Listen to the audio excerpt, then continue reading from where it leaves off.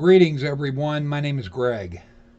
In this video I am going to be starting off the series on cryptic creatures again and redoing the video I did on the Loch Ness Monster and starting it off the way I should have from the first place.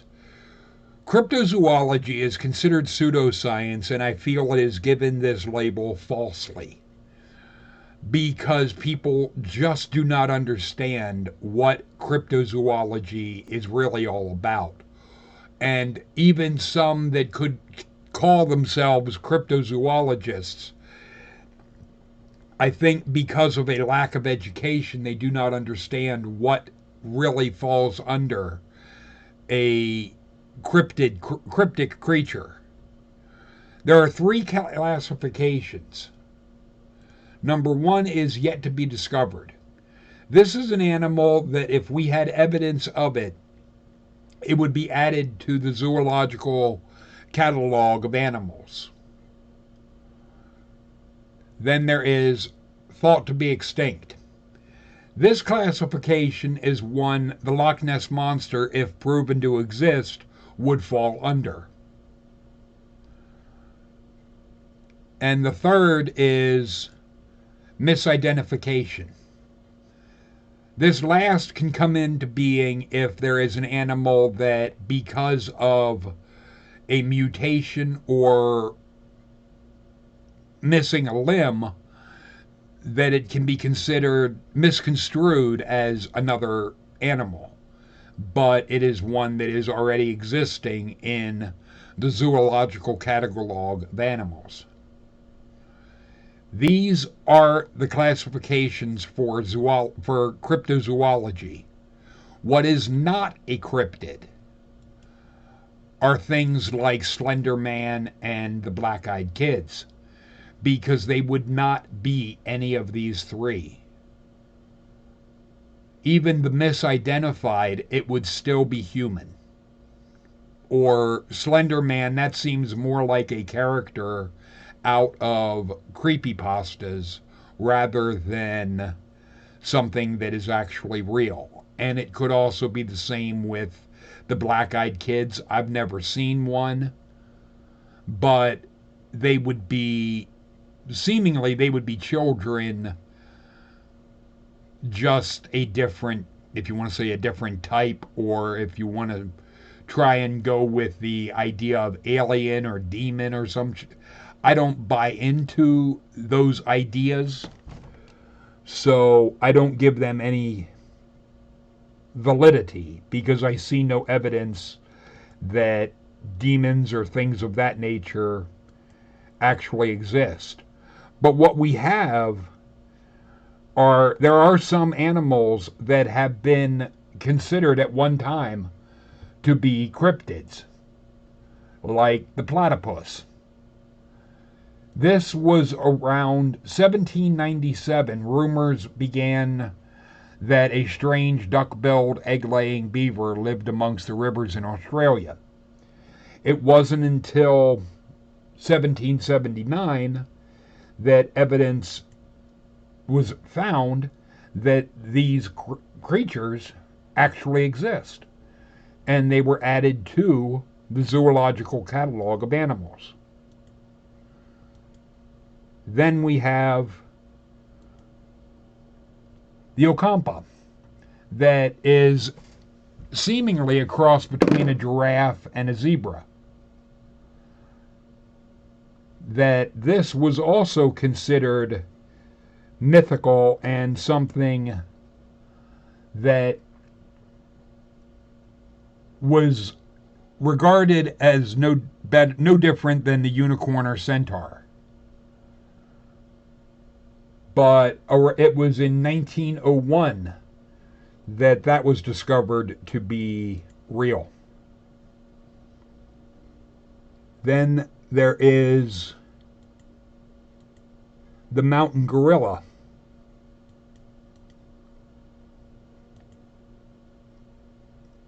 The mountain gorilla was native to East Africa and had been called mountain men or mysterious apes.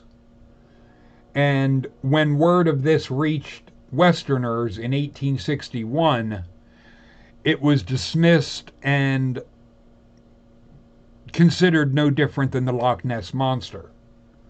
But it was in 1902 that that was discovered to be real. Then there's my favorite, the giant panda.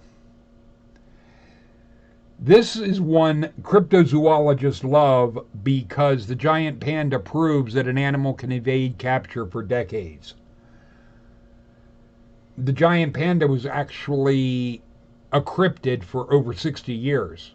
It wasn't until 1936 that there was evidence found that this animal actually exists. And it was very elusive because there are parts of this planet that the forests and woodlands are so dense that it is difficult for us to get into. Then there is what is called the Wukang Ox. This is one that cryptozoologists love because before its discovery, scientists were convinced that all living large land animals had already been identified. This is one that basically proved that wrong because it was discovered to exist in 1992. So it is a very new addition to the zoological catalog. But then we get into the Loch Ness Monster.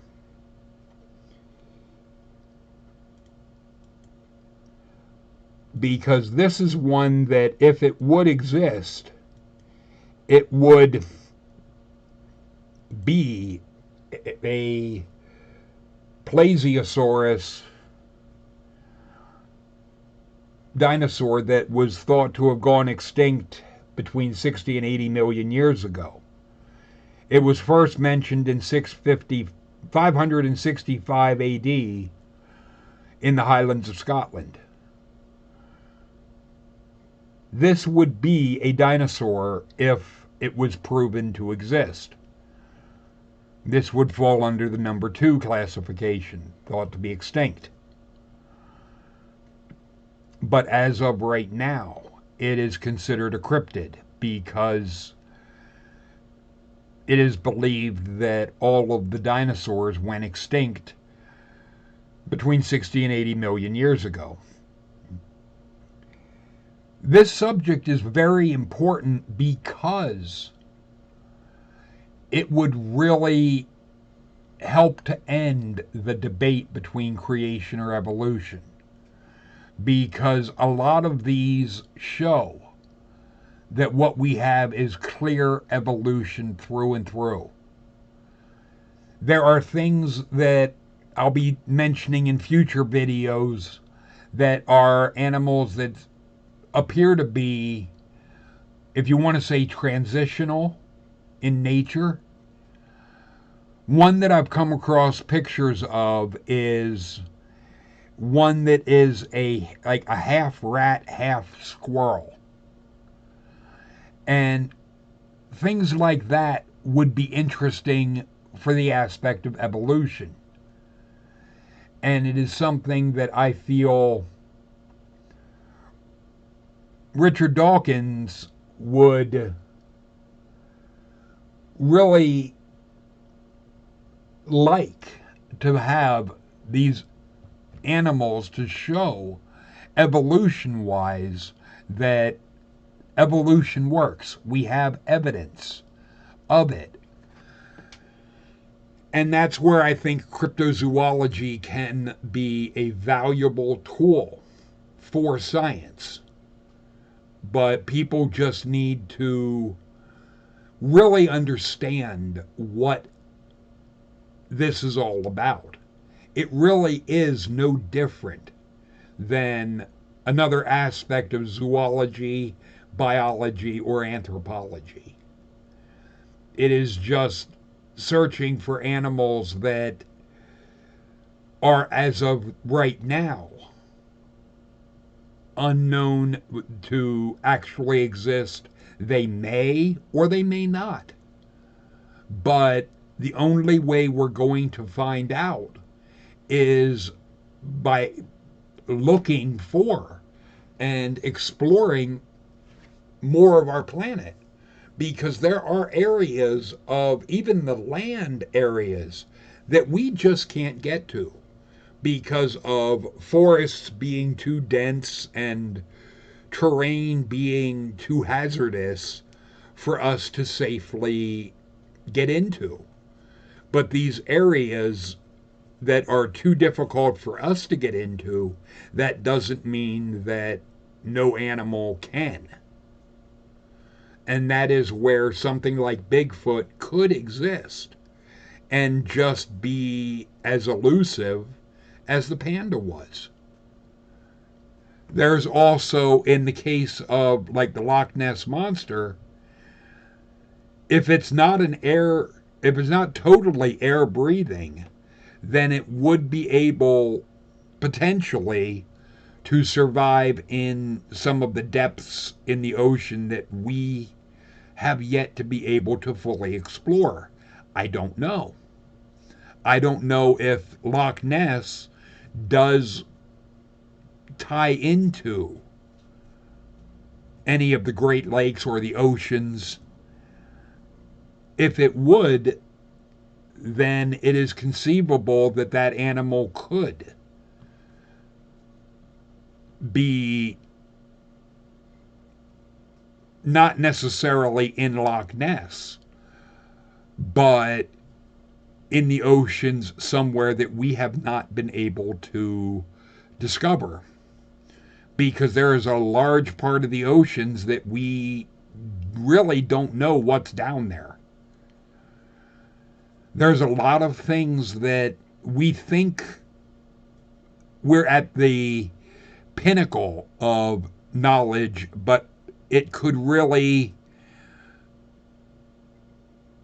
turn out that we don't know near as much as we think we do, especially when it comes to animals that are living on this planet. Yeah, we've classified a great number, but to say that there aren't others that we have not encountered and that we don't have a classification for, I think that's just arrogant.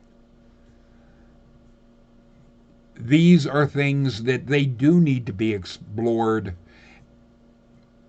and considered science, just like zoology, biology, anthropology. It's all going after the same end, trying to find out and classify animals that exist. I hope you find this series interesting, and I will cover things that may not necessarily be cryptids, like the aspect of Slender Man and the Black-Eyed Kids. Feel free to include those. I will be covering and doing a video on the Black-Eyed Kids in the near future, but I do want to clarify they would not be a cryptid. At the very most, it would be another type of child or potentially alien. It is something that I'll be looking into, and I would want to find whatever kind of evidence I could for do they actually exist. But overall, I would be leaving the conclusion up to you as to, do you think this is possible or more likely a hoax? I do feel things like the Black Eyed Kids and Slender Man are more figures of creepypastas than actual actually anything that really exists. But I will be looking into different cases and claims that have been made regarding like the Black Eyed Kids and talking about that in a future video. But I do want to make everyone aware they would not be cryptic creatures because they wouldn't fall under one of the three categories that cryptids need to. Feel free to leave your thoughts and comments in the comment section. Later, people.